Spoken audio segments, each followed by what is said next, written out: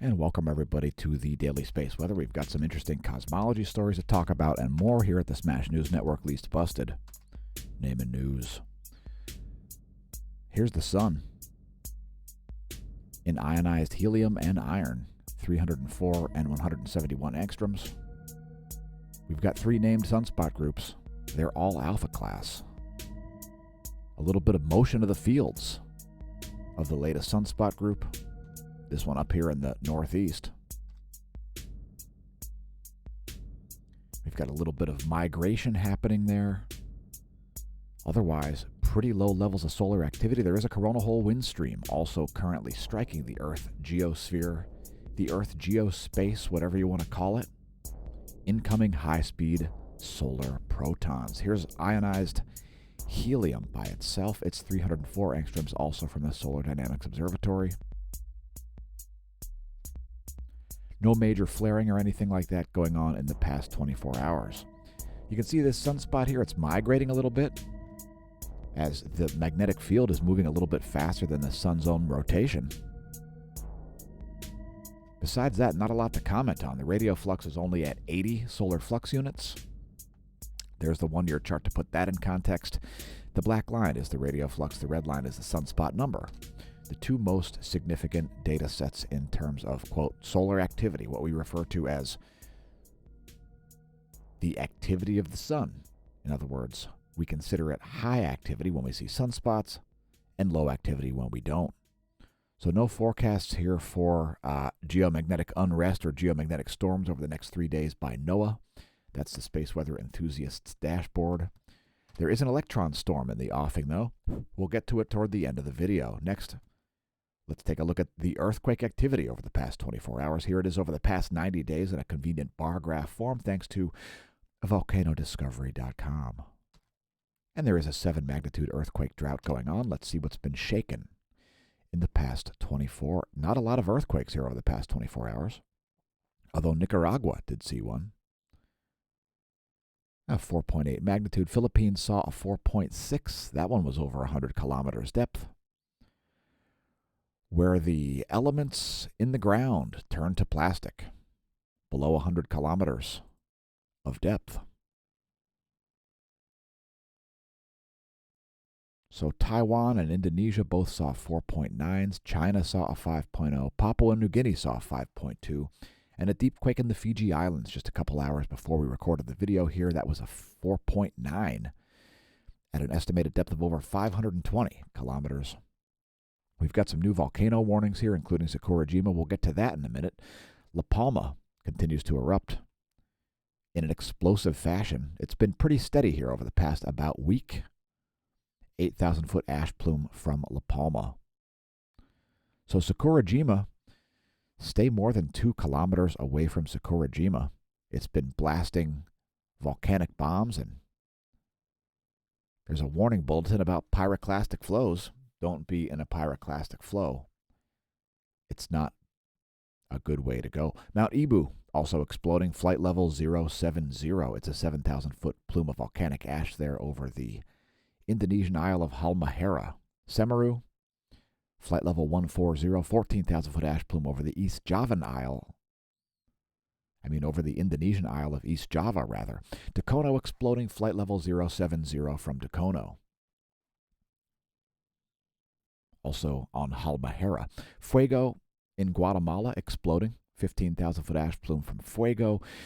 20,000-foot ash plume as Nevado del Ruiz explodes.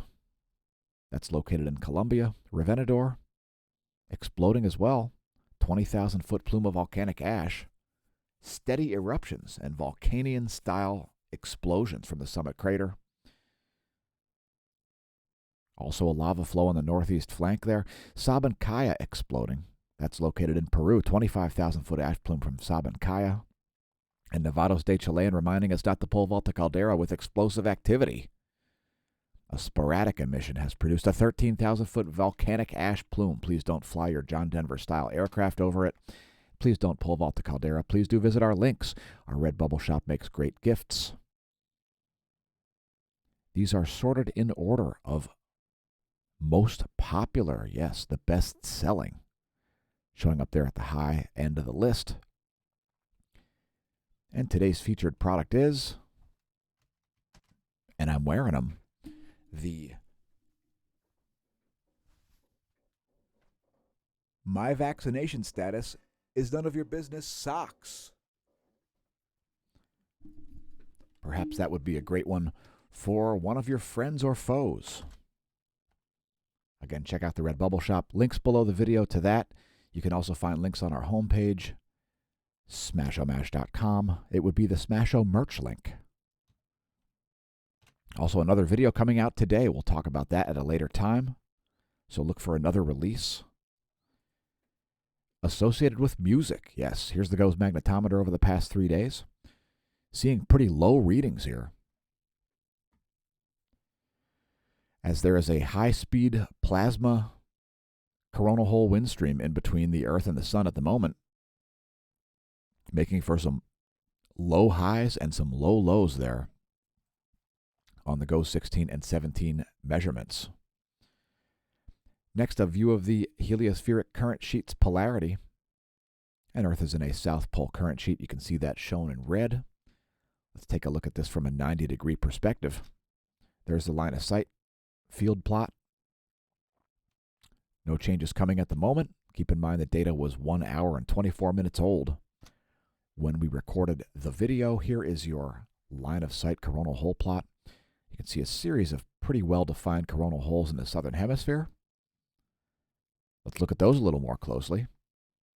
Here's 193 angstroms from the SDO. Pretty well-defined coronal holes there, and we can expect some more high-speed wind streams from that one slightly to the east of the center longitude line there. Next, flare probability and sunspot groups. Sunspot 2897 did briefly become a beta gamma class sunspot. It's now back to alpha class. It lost its additional umbra. Likelihood of major flares not so high. And we'll be back down to only 2 named sunspot groups today, as Sunspot 2894 is in a setting mode. Solar flaring, no major flares here over the past 24 hours or the past 3 days. That's the GOES X-ray flux. No spikes in the proton flux, no relativistic particles. Let's go to the real-time solar wind, which remains elevated here.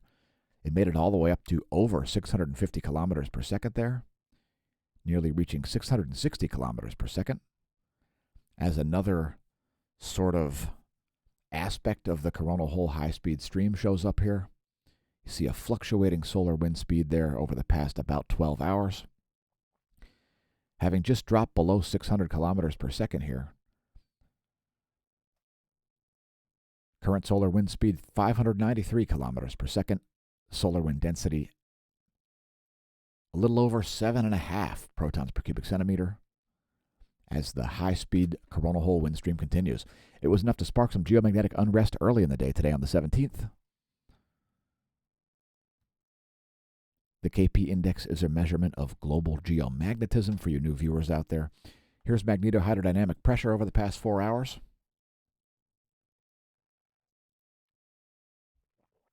We can expect this to remain fairly homogeneous here over this 4-hour span. And we show the Geospace Magnetosphere movies daily on the channel. That's about 12 Earth radii of magnetohydrodynamic pressure, the space weather modeling framework. Here are ground magnetic perturbations, also part of the space weather modeling framework.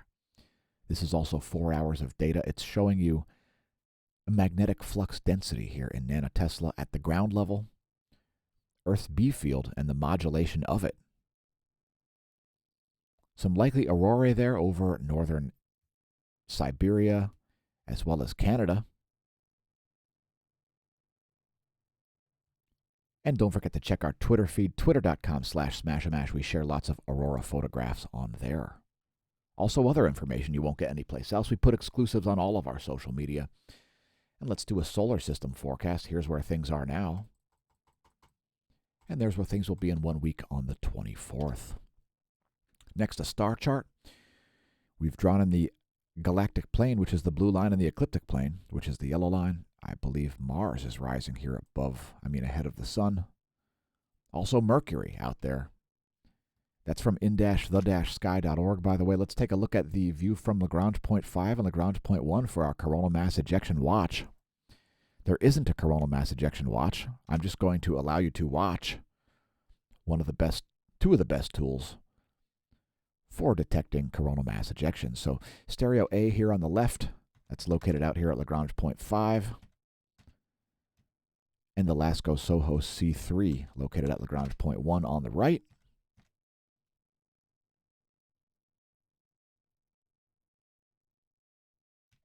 No coronal mass ejections at the moment, and no watches in effect, at least not for the Earth side. We are expecting to see this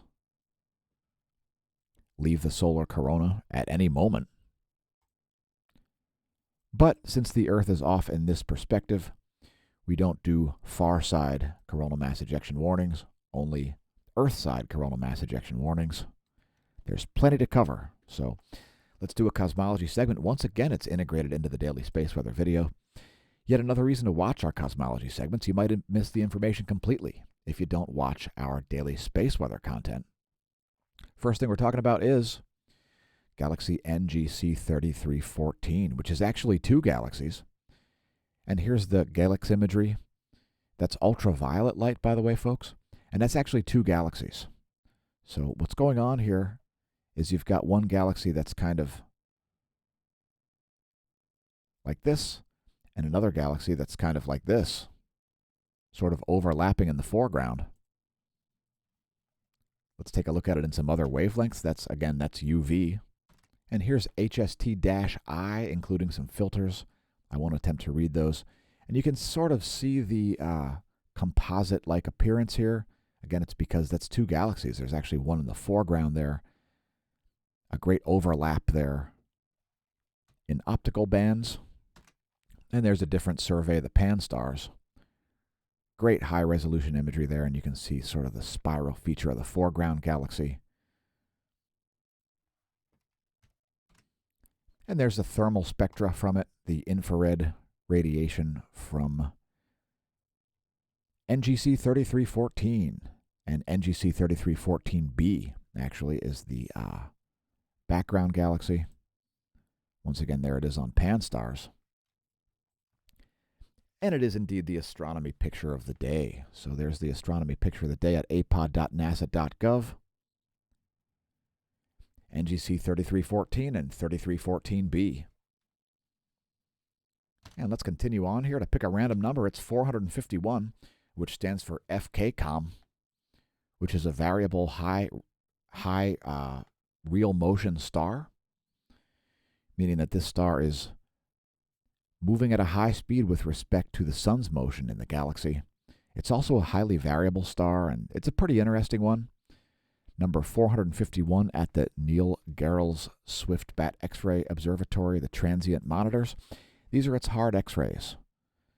And it looks like it's a pretty new entry here, as we've only got the year 2021. Here are the last 30 days of its hard X-ray output. And we'll take a look at this one also. Here it is on the XMM Newton.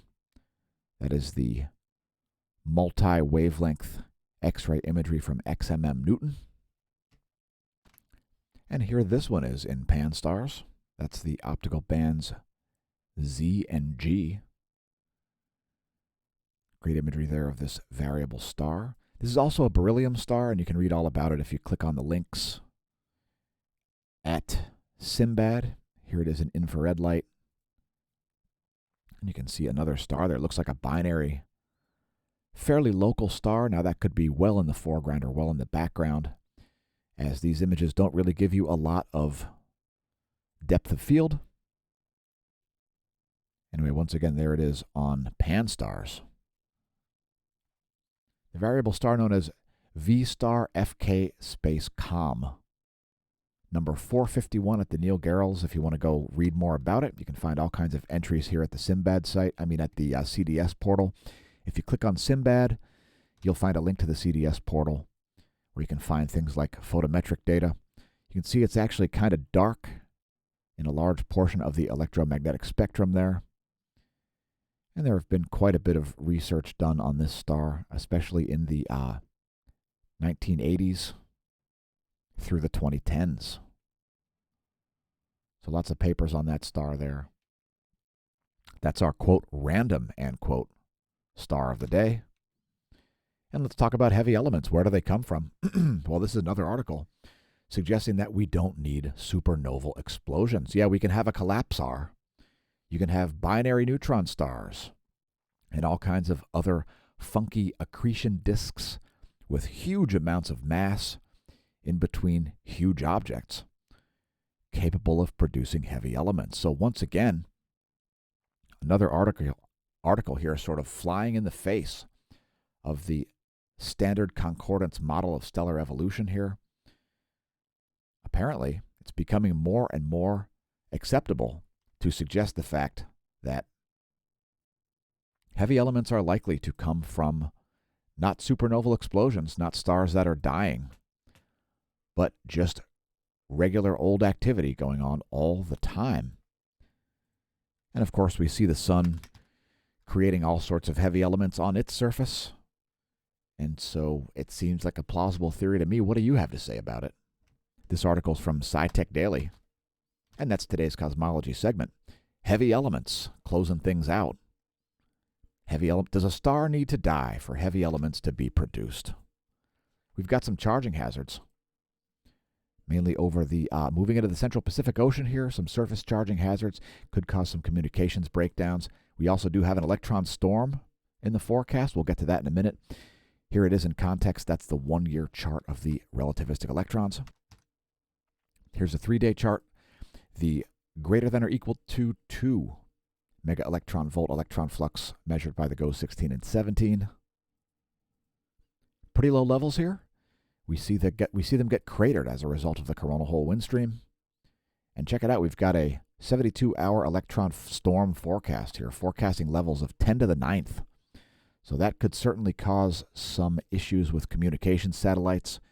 We may see things like CCD bakeouts and, things shutting down, maybe some slow loading internet pages and so on as a result of that. Remember, folks, anything communicating with satellites can be affected by that. A little bit of an electron storm warning forecast there. Next, we're going to show you the total electron content, which is basically the total electron content of the inner Van Allen belt, the area in between your GPS satellite and your handset. Here it is in terms of electron density. And the brighter the color you see here, the more likely you are to see a GPS error happen at your location. And we are seeing some anomalies here over North America. A little bit less than we have. So the electron belts, the inner Van Allen belt at least, seems to be a little bit more organized when we see higher levels of electron flux. That's your total electron content forecast. Next, your ionograms. We're going to show you the ionogram for the F ionosphere layer located at about 300 kilometers of altitude. And we're seeing some pretty wild swings here in vibrational frequency, some high frequency and low frequency anomalies all over the world. We don't always see it with coronal hole wind streams, but we're seeing it this time.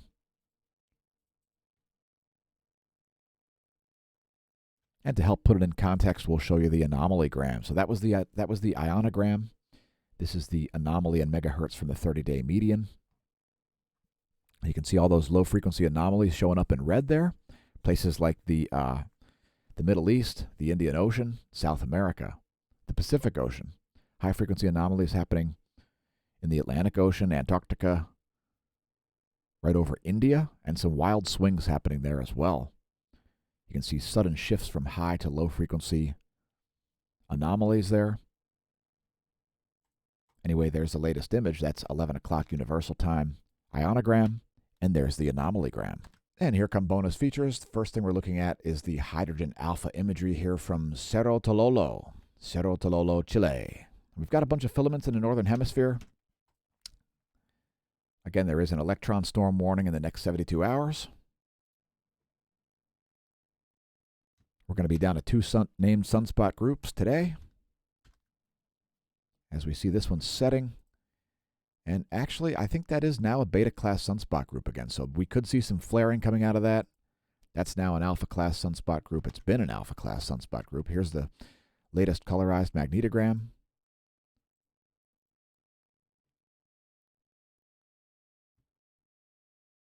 I'm not sure. I think that's still alpha class.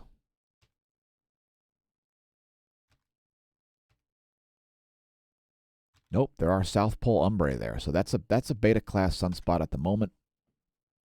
Let's close things out with some additional imagery of the closest star. Thanks again, once again, for tuning in, everybody, and being the stargazers that you are. Of course, the most interesting star is the closest one, El Sol, otherwise known as Helios, the local yellow dwarf, known as the Sun to most. Here it is in my favorite wavelength, 171 angstroms. Looking a little hazy around the equator at this wavelength at the moment.